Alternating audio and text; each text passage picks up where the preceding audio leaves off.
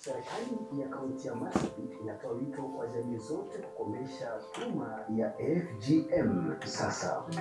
Katika kipindi cha Amkia Jangwani awamu ya gumzo la asubuhi, nimekuwa nikizungumza na washikadau mbalimbali, mashirika yasiyo kwa kiserikali, jinsi tu ya kuweza kuhamasisha jamii kuhusiana na mikakati ambayo tunaweza kuweka ili kuweza kumkomboa mtoto wa kike ambaye anapitia ukeketaji katika jamii.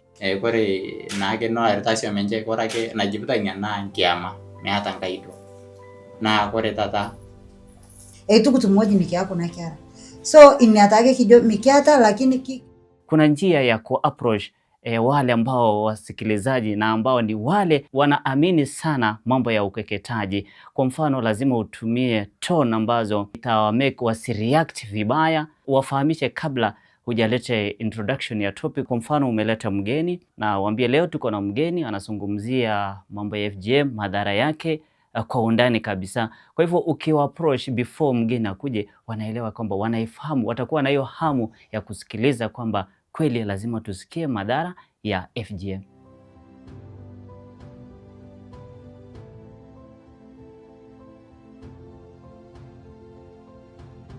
Naweza sema 70% ama 60% hivi wamekumbatia swala la kuweza kuachana kabisa na mila potovu ya ukeketaji katika kaunti ya Marsabit.